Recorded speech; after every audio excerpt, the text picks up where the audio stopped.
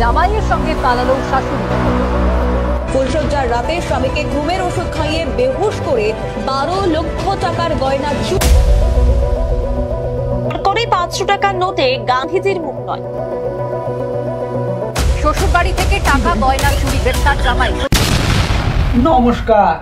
কি শুধু সারাদিন টিভির সামনে বসে শুধু নেতাদের খবর শুনছো? যারা চোর তারা তো চুরি করবে, তাদের খবর শুনে কোনো লাভ হবে না। না মানে আমি যারা চোর তাদের কথা বলছি, আমি ওদের কথা বলিনি কিন্তু। কাট।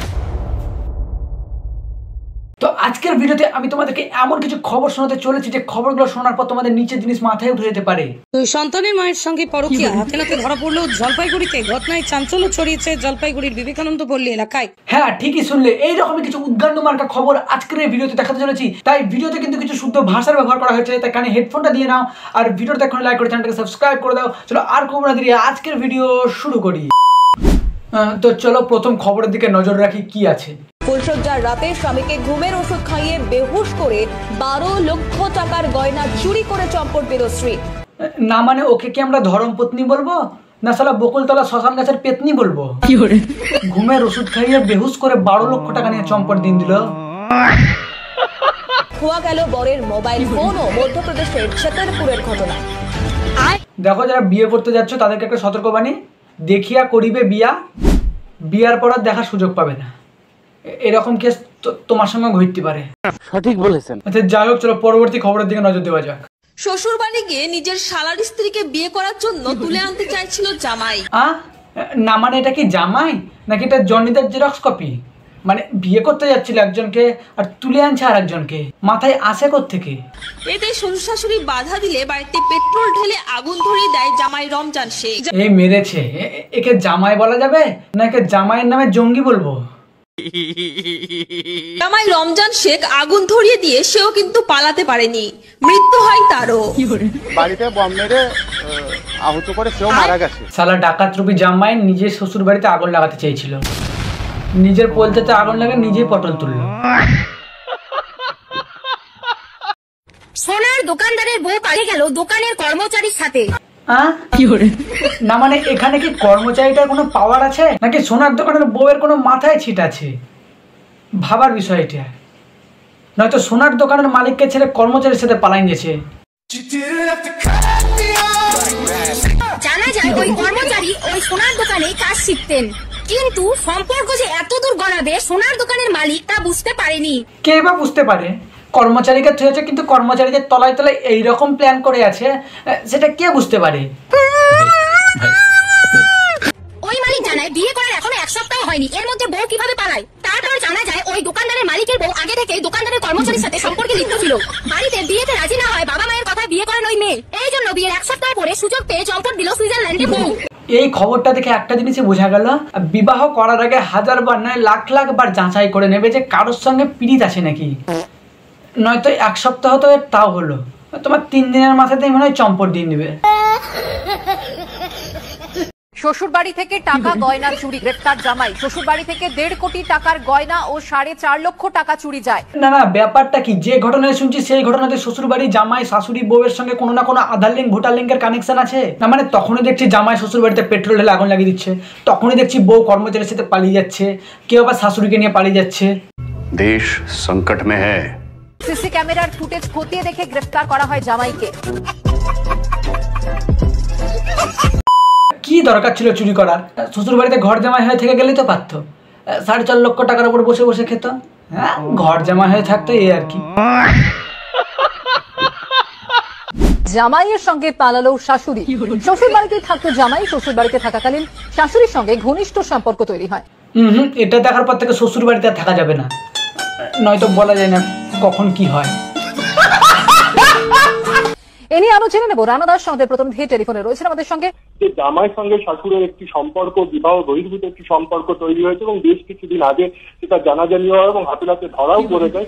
এরপরে কিন্তু শাশুড়ি প্রকাশ্যেই স্বীকার করে যে তার জামাইয়ের সঙ্গে তার সম্পর্ক রয়েছে।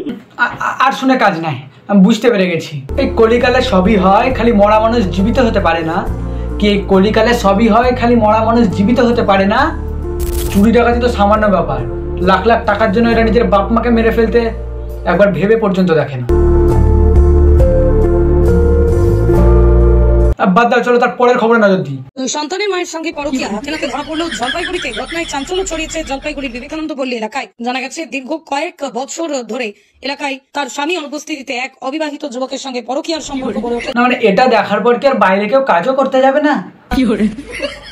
বাইরে বেচারা খাচ্ছে আর এদিকে ভেতরে কি করছে? দুই সন্তানের মায়ের সঙ্গে প্রেমিক যুবকের বাড়ি ময়নাগুড়ির 4 বাড়ি এলাকার। স্বামী কেরলে থাকায় সুবাদে দীর্ঘ কয়েক বছর ধরে ওই গৃহবধূর সঙ্গে প্রায় দেখা করতে তার বাড়িতে আসতো প্রেমিক যুবক। বৃহস্পতিবার রাতেই প্রেমিক যুবক গৃহবধূর সঙ্গে দেখা করতে গেলে স্থানীয়রা হাতে নাতে ধরে ফেলে এবং তাদের মন্দিরে বিয়ে দেয়। এদিকে সন্তান দুটিও তাদের মায়ের সঙ্গে যেতে রাজি হয়নি বলে জানান এলাকাবাসী। মধ্যেখানে সন্তানটাই ফেঁসে গেছে। শালা কি কুলক্ষণে জন্ম হয়ে গেছিল ওদের কে জানে। সত্যি